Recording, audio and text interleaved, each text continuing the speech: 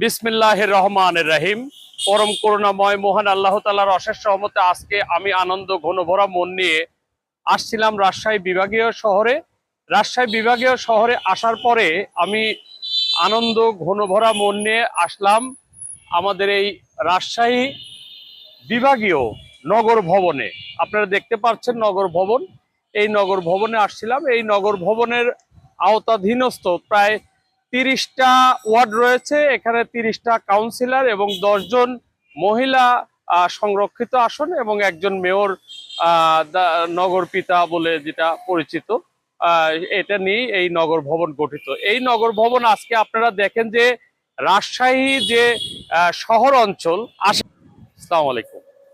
আজকে আপনারা দেখেন যে রাজশাহী যে সিটি কর্পোরেশন এলাকা, এত উন্নত আধুনিকায়ন এবং পরিষ্কার পরিচ্ছন্ন শহর যেটা, এই শহরে আপনার অনেক স্থাপনা বিভাগীয় পর্যায়ে এখানে প্রতিষ্ঠিত হয়েছে। আপনারা জানেন যে এখানে রাজশাহী বিশ্ববিদ্যালয় রয়েছে, কলেজ রয়েছে, এখানে বাংলাদেশ ব্যাংক রয়েছে, বরেন্দ্র জাদুঘর রয়েছে, নব থিয়েটার রয়েছে, বিভাগীয় কার্যালয় রয়েছে, ডিআইজি অফিস রয়েছে, পুলিশ কমিশনার অফিস রয়েছে, শিক্ষা বোর্ড রয়েছে এবং এখানে বিভিন্ন কমিউনিটি হাসপাতাল রয়েছে, যেমন পপুলার এখানে হাসপাতাল রয়েছে, রয়্যাল হাসপাতাল রয়েছে, এছাড়াও যে ইসলামিক মেডিকেল কলেজ রয়েছে, এছাড়াও বহু স্থাপনা এই রাজশাহী বিভাগীয় শহরে রয়েছে। এই শহরটি এত সুন্দর পরিষ্কার পরিচ্ছন্ন যে এখানে যদি চা নিয়ে একটা গাড়ির মধ্যে যাওয়া যায় তাহলে সেই চা কিন্তু পড়ে যায় না, নড়ে চড়ে পড়ে যায় না। এত সমতল ভূমি, এত সুন্দর পরিবেশ সৃষ্টি করা রয়েছে যে একটা সুদৃষ্টি আকর্ষণ মানুষকে নাড়া দেয় বা আকর্ষণীয় একটি শহর বলে এই রাজশাহী বিভাগীয় শহর প্রতিষ্ঠিত। আমরা যে উদ্দেশ্যে কথা বলছি সেটা হচ্ছে যে আমাদের পাবনা পৌরসভা, যেটা স্থানীয় সরকার মন্ত্রণালয়ের অধীনস্থ বিভাগীয় কমিশনার নিয়ন্ত্রণাধীন যে পাবনা পৌরসভা রয়েছে, এই পৌরসভার অধীনে 15টা ওয়ার্ড রয়েছে।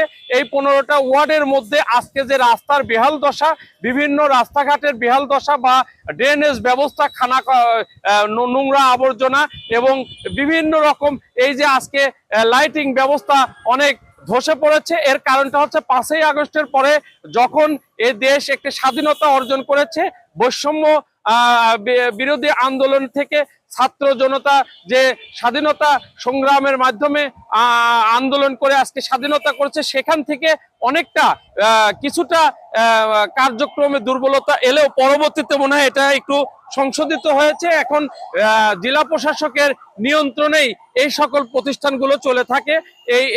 আমরা চাই যে পাবনা যে পৌর এলাকার বিভিন্ন রাস্তাঘাটের যে অবহেলা, বেহাল দশা, সেগুলো যাতে উন্নতি করা হয়, এই লক্ষ্যে আমরা পৌর প্রশাসক মহোদয়ের দৃষ্টি আকর্ষণ রেখে শেষ করছি। সেই সাথে এই সিটি যে রাজশাহী বিভাগীয় অঞ্চলের সকল মানুষদের সুস্বাস্থ্য মঙ্গল কামনা করি, আমাদের পাবনার মানুষদের সুস্বাস্থ্য মঙ্গল কামনা করে শেষ করছি। মোহাম্মদ জাহাঙ্গীর হোসেন, পাবনা থেকে রাজশাহী বেড়াতে এসে নগর ভবনের যে চত্বর থেকে কিছু সময় সকলকে সালাম, আসসালামু আলাইকুম ওয়া রাহমাতুল্লাহ। আপনার বাড়ি কি এখানেই? এখানে চাকরি করেন? করতেন, এখন কি রিটায়ার্ড? 19 বছর। তো আমার এই কথাগুলো কি 30টা ওয়ার্ডই তো এখানে নাকি?